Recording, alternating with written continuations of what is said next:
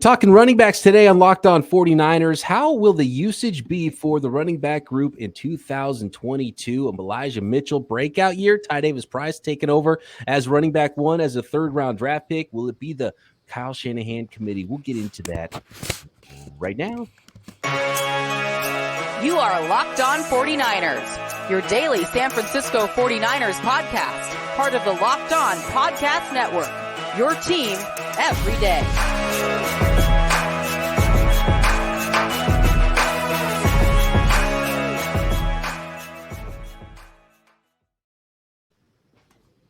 Welcome to Locked On 49ers. Brian Peacock and Eric Crocker with you at BD Peacock at Eric_Crocker. If you don't know us, hi, I'm Brian Peacock, NFL analyst, host of the Peacock and Williamson NFL show here on the network. My guy Eric Crocker with me every day here. He is a former NFL, AFL cornerback, Arena Bowl champion, and also hosts another pod here on the network, Locked On NFL Draft. We're doing the Niner thing every day on the Locked On Podcast Network. So thanks for stopping by and making us your first listen every day.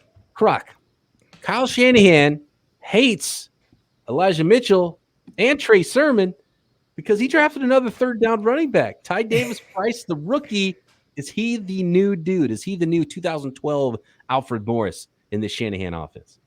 I'll say this about Ty Davis Price, man. Like, when watching him, there is a lot to like, but he's definitely different than anyone I've seen the 49ers really go after and have a big time. He's more like Carlos Hyde, kind of. Like, he's more that.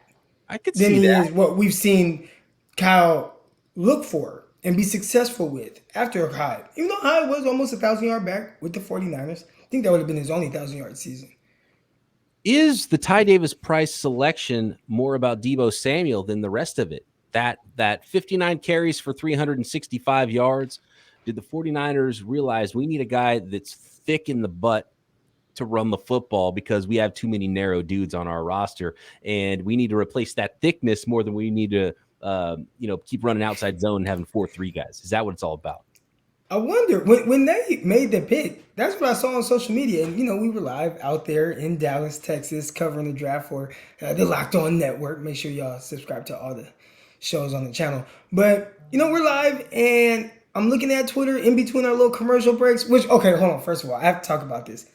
It is much more strenuous being live, like with all those people around, like kind of on a panel, on the TV, and you're like, don't trip over your words, don't trip over your words. Like, that was tough. All right, but anyways. And for hours, being live for hours too, right? That's a long draft you have to cover, and you got the bright lights on you, and you only get those short little commercial breaks, and you got to be back on it. You got to be on. The camera's on you the whole time. You got to know a lot about a lot of prospects too. Yeah, that's true. But were you ready? You were. Was that the most unprepared you were for the 49ers to go third-round running back and it be Ty Davis Price? Because that wasn't a name that was even remotely close to my list of players the 49ers would select there. I didn't watch one down of Ty Davis Price. Great. I watched some of him, but not even watching him. I watched Marcus Jones, the corner that the New England Patriots ended up drafting. And I watched those two go at it, and I'm like, Jones kind of kicked his butt. But yeah, I didn't watch a lot of it.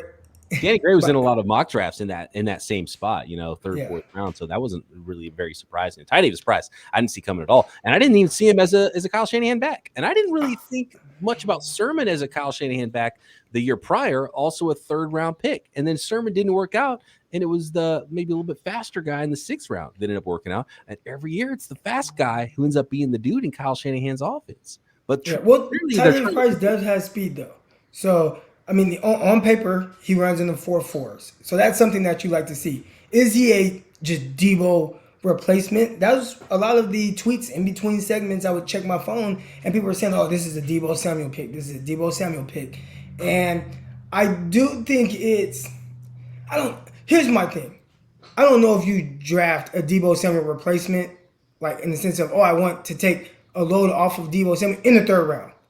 Right now, unless you just like this guy so much. But again, just from a roster building standpoint, sometimes they do things that I don't necessarily truly understand. And I think that was one of those, if you're saying, I'm taking him as insurance, because I thought there were good backs that were drafted a little bit later that could fit and maybe even be better than Ty Davis Price. And the 49ers, I don't want to say they reached. And when I watch this film, I'm like, okay, I see if they are going in a different direction. And you talked about this kind of being the Aaron Banks pick, and maybe they are going to do a little bit more specific things with him, some more power, inside zone type stuff. I think he does that well. I really like. There was some, I don't want to say he's Frank Gore, but there were some things where you could see him get skinny in holes and get a few more yards than what was actually blocked up to be there. And that was one thing I feel like kind of Elijah Mitchell missed a little bit. And definitely Trey Sermon, I think that was something that they didn't really care for him either. Yeah, stylistically, that was the surprising part of the Ty Davis Price pick, because I would, Ty Davis Price is a prospect. You see me like, oh, that's a Pittsburgh Steeler. That's not a Kyle Shanahan, outside zone 49er. You know what I mean? And so that was the surprising part more than anything. And so you got to think now with the Banks pick and with Sermon last year, they're trying to force something. Are they forcing it, or is it actually going to happen now this year with Trey Lance? And that's going to start looking a little bit different. And they want to be a more powerful team in between the tackles with the running game. And I understand the idea of you're trying to replace just the carries, just the number of touches and carries, and you want a powerful back to replace Deebo Samuel's carries that he's not going to get this year. But you can't replace a wide receiver playing running back with a running back, because you don't get that element of what we're in, we're in 11 personnel. Nope, we're actually in 21 personnel. You don't get that just putting a running back on the field and he plays running back like you do. Also, so that's if the you're saying Deebo can't have. If you're also saying, well, this is kind of a Deebo and we want to get similar type of plays, Deebo, the plays they call for Deebo Samuel and what you would call for Ty Davis Price are completely different. A lot of things with Deebo was getting him out on the edge. Now, because it started to be a little predictable, like, okay, Deebo Samuel's in, they're doing a toss one way or the other, or, outside of a gap or whatever. They did start to do a little bit of counter stuff where they would throw like a little toss to him, and then he would kind of counter, cut it back, and maybe run backside between the A and B gap. But for the most part, they were trying to get him out on the edge, and Ty Davis Price, it's completely different. So if you're just saying touches wise, and all right, we're just gonna have a different plan for him, even if it's not the same type of explosive play you're getting out of Deebo Samuel, then maybe. But I don't know. I want to take Deebo out of the equation, but I do think that Deebo played running back because of the necessity of it, as opposed to, we just want to use Deebo Samuel at running back.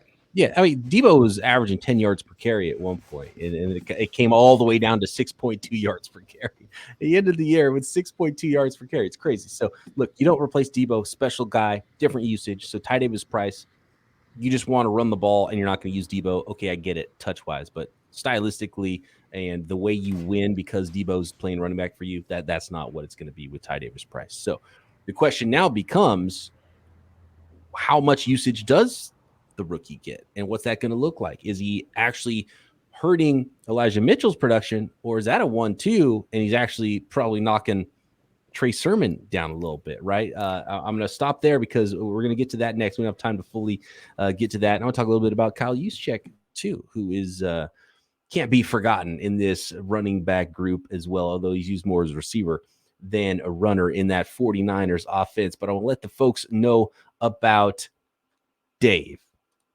Be honest, you have been, you've had times when maybe there was a situation at some point in your life when you were a little light on cash. Maybe you could only afford to put a few gallons of gas in your tank. I definitely done that before. It's like, I'll put a couple bucks in. And back in the day, that might get you somewhere. That's not going to get you anywhere anymore when you're putting $5 into the tank.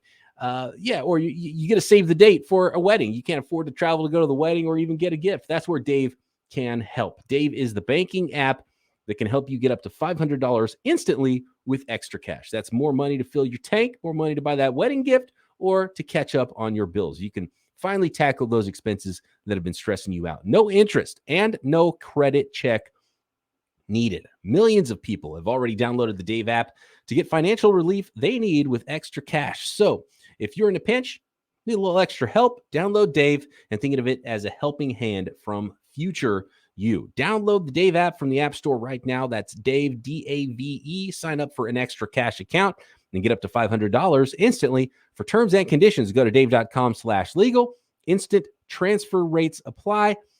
Banking provided by Evolve, member FDIC. Future you will thank you. Thanks again, everybody, by the way, for making Locked On 49ers your first listen here on the Locked On Podcast Network, your team every day. Okay, Croc. Clearly, so last year the 49ers did the thing where it's like, okay, they drafted a bigger back in round 3. Didn't see that coming. Trey Sermon. Trey Sermon didn't play bad. Trey Sermon, 4.1 yards per carry last year. Had a nice game. It was the one game against the Seahawks, right? He even had a couple starts and disappeared. So, getting the doghouse treatment clearly. Hold on real quick. You said that he had a good game against the Seahawks, and he did. He ran for almost 100 yards. And then the very next game against the Arizona Cardinals, he had 1 carry for 7 yards. It probably didn't help that he got hurt on his first career carry too, right?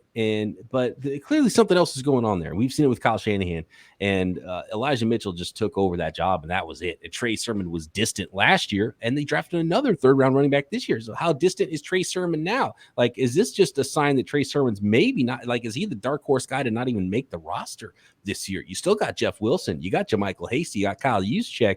How many running backs are you going to keep? It's a great question.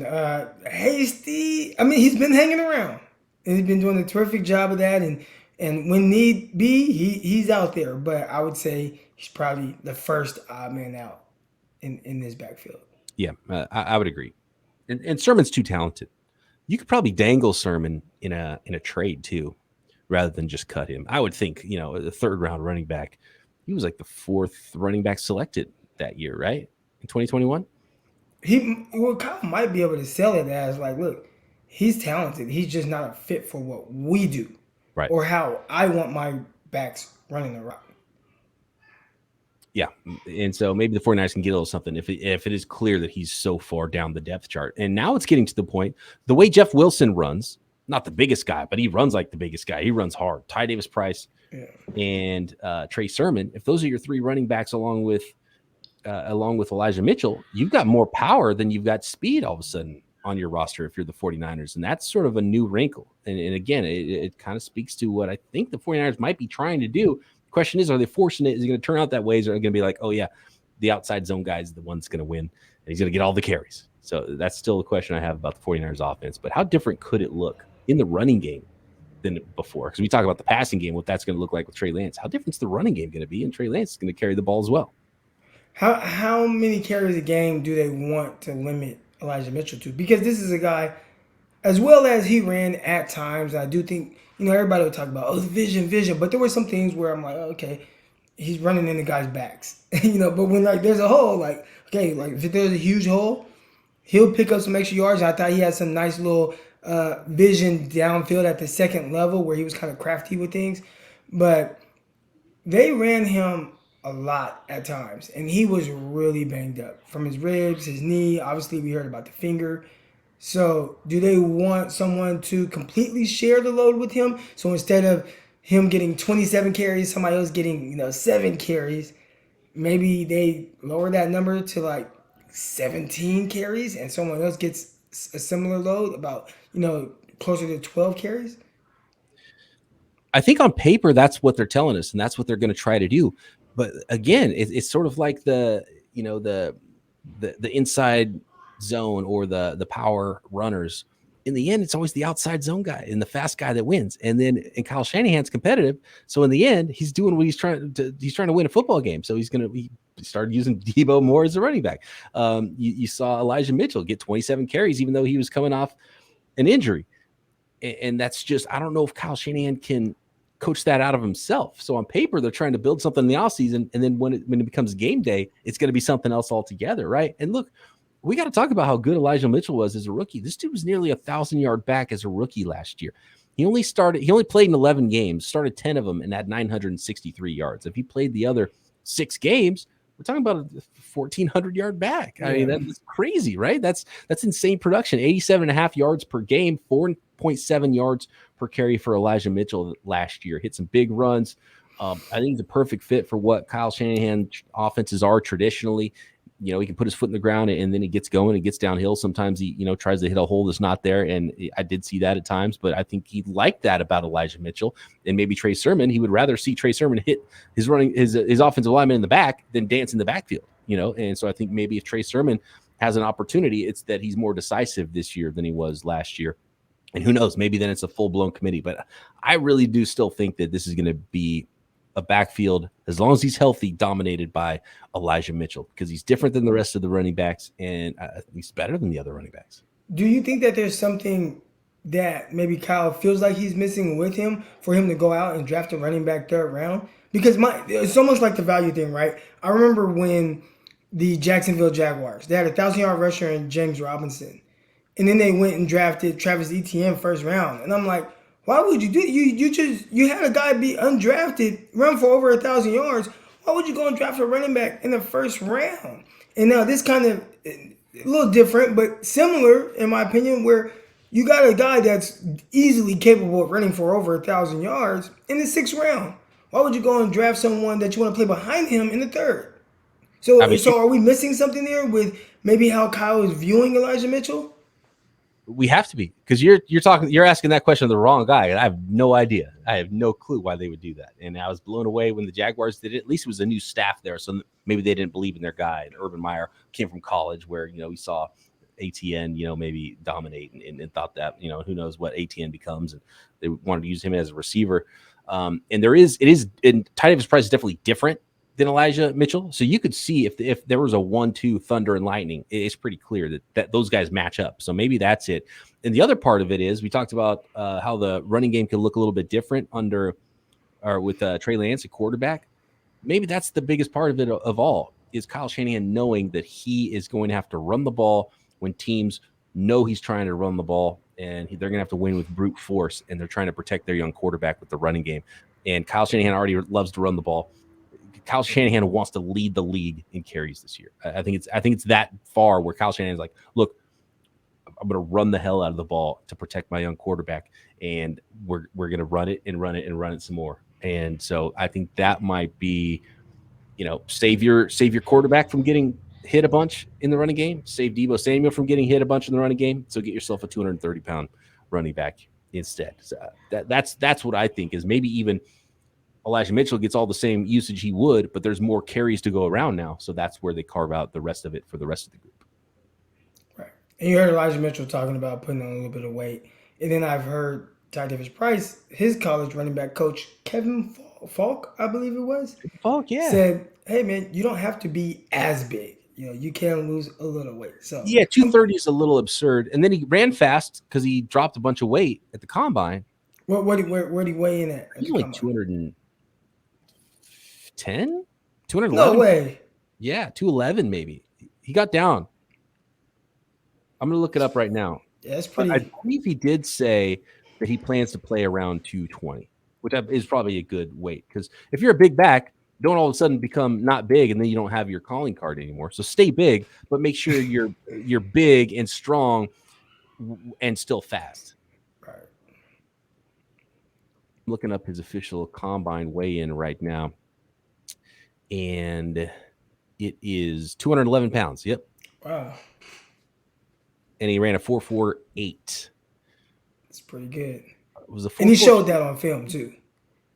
That's the thing that's scary with a guy like him. He showed that speed. Now, 4.48 isn't game breaking. Yeah, he showed. It is if you are Deebo Samuel, but because he ran 4.48 as well. I'll put it this way: Deebo Samuel ran a 4.48. Ty Davis-Price ran a 4.48. They look different in college with their speed. They look different. They have a different speed, different top speed, different burst. Ty Davis-Price for a big back could run pretty well, but he didn't look 4.48.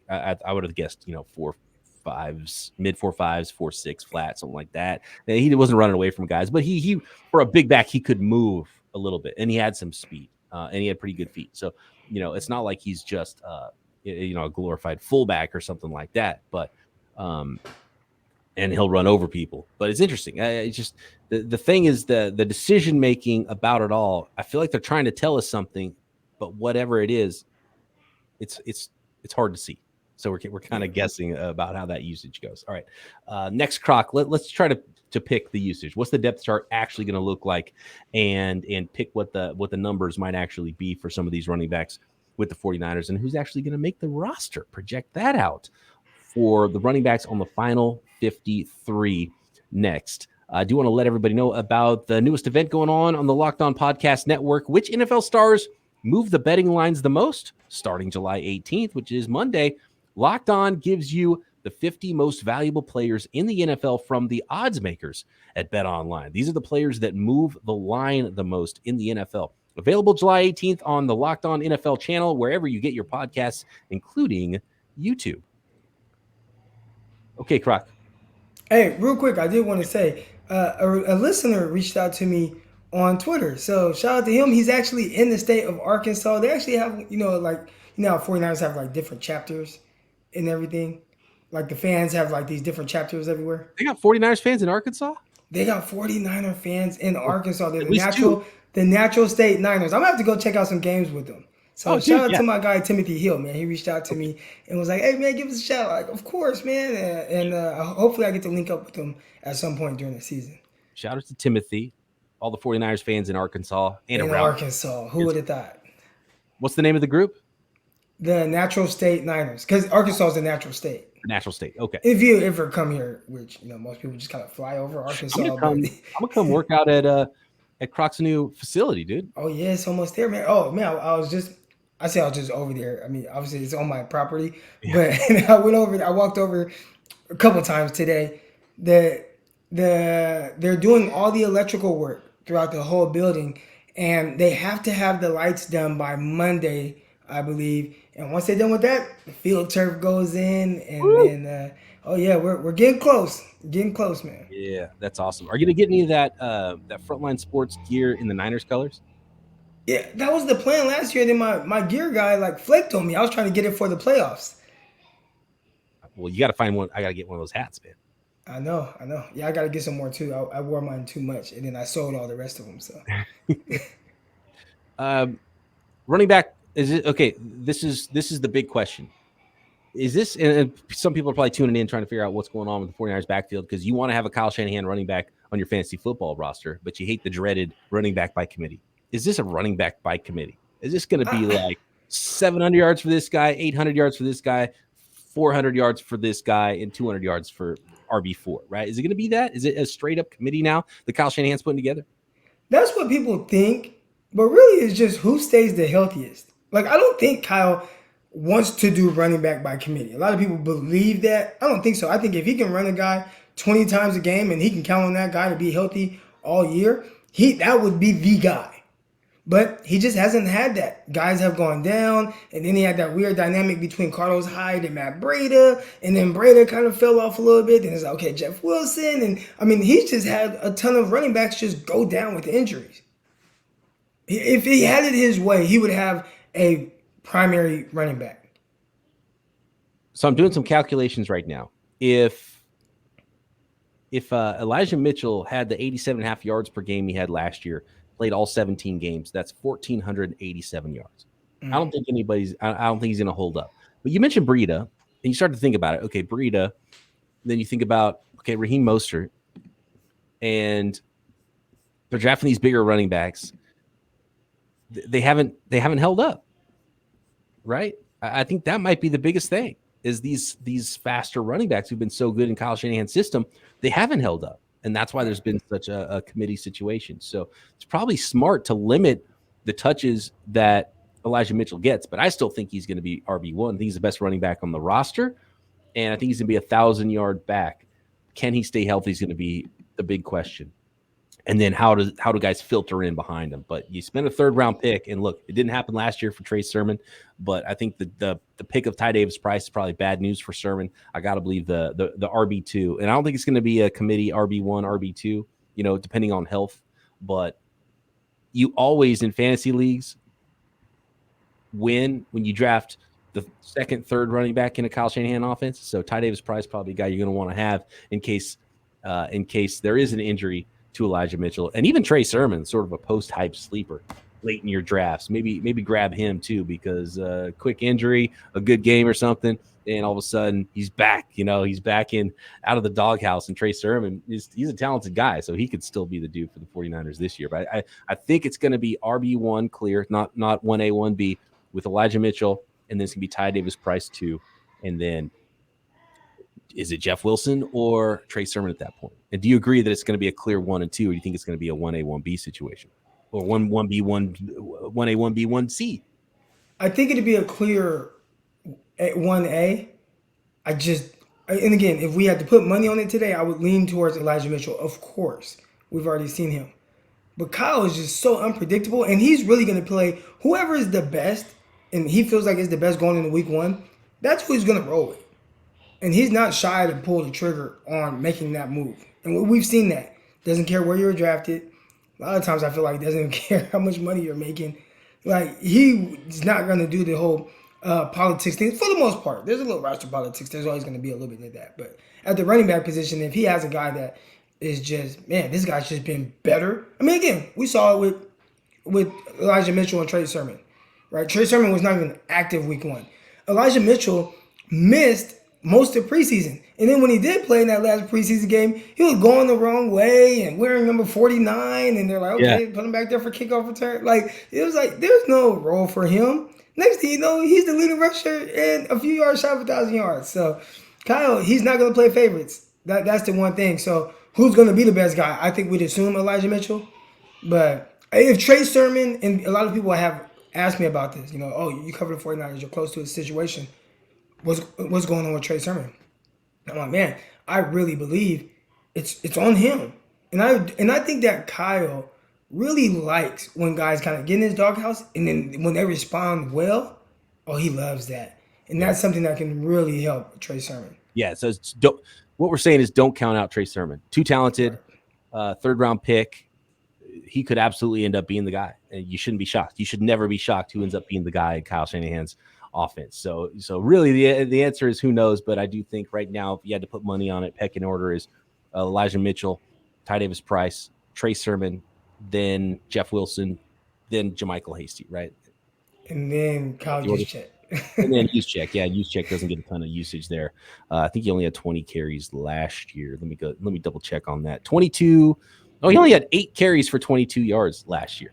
So he caught 30 passes, right? So he's more of a receiving back than a rushing back. He did have a career high 17 rushes in 2020, though. Yeah. I was going to ask, how many did he have the year before? Because I felt like there was a game where he's only cracked 50 yards rushing in a season once in his career. Yeah. So, look out for Kyle Juszczyk as a receiver, not as a runner. But, okay, how about this one then? Last one. Over under. Deebo Samuel, 59 rushing attempts last year, but he only was used as that running back role half of the season. So if you cut that usage in half, but for the whole year, could he still see 50, 60 rushing attempts? I guess so. What would 3 carries a game give him? Because I think there are people that are like, they just don't want to use him as a runner at all. And I'm like, you kind of lose a little offense with completely going away from it. Now, I was watching the Dallas Cowboy playoff game, and he had like the first 3 carries. Like, you don't want to do that, right? Where it's just like, matter of fact, one of the first pass plays, he was in there and he was pass protect blocking on the pass play, one of the first pass plays of the game. I'm like, what the hell is going on? And I didn't notice it because remember, I was at the game. So, when you go back and you're watching something on TV, you see different things. I'm like, why is he pass protecting? And this early in the game, but even then, why is he pass protecting? So I love that. You don't want to. Maybe that's why he's holding out. Like, man, these dudes tripping. They got me pass protected like I'm Trent Williams or something. That's amazing. That's overthinking it a little bit. You're like, they're never going to expect this. We're going to send Kyle Juszczyk on a 40-yard pass route, and Deebo Samuel's going to pass block. They'll never see that coming. It's like, okay, maybe it's a sneak attack, but that's not the best use of your resources and players on the field. So 3 carries per game for a 17-game season is 51 carries. So I'll put it 50. Over under 50 carries for Deebo Samuel this year. Yeah, I'm going to take the under, but I'm not happy about that. Because I just think just the threat of getting the ball in his hands a couple of times a game behind the line of scrimmage, you just need that. Remember the Bengals game? Like, it was just like, oh, let's just hand it off to him. And next thing you know, he takes it and he just outruns everybody to the sideline. Then he bursts down the sideline and he scores a 30-yard touchdown run. And, the more you take the ball out of his hands on those run plays, the more you limit that. Now, again, you don't have to make a living on that and run him 8-9 times a game. But I think you got to at least give him, he needs 2 carries a game for sure. Just I agree. don't run him in the A and B gap.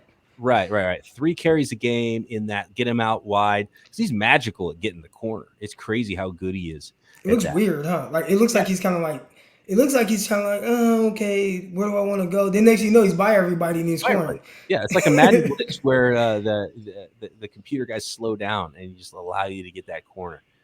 But 3 carries a game is probably not too much. It's a good number. That would still put him at 51 carries. So I will take the under on 50 carries, but I think you still got to get him, 40 carries over the course of the season, a couple carries per game, show that look, get him out in space, get him the ball any way you can. So, yeah, it's gonna be an interesting year with the running game, and I think the 49ers are planning on leaning on the running game. How those carries are divvied up is going to be fun to watch. But man, I'm a big fan of what I saw from Elijah Mitchell last year. So depending on where he is in your fantasy drafts, draft him. And if you don't get him, then draft Ty Davis Price. If you don't get him in the very last round, draft Trey Sermon, because nobody's going to be taking him. And who knows? Last year, nobody was thinking it was going to be Elijah Mitchell in training camp either. It was going to be the number 1 guy. So you want yourself some Kyle Shanahan running back shares in your fantasy league. So it's almost smart to just get all 3. Just draft all of them. Yeah.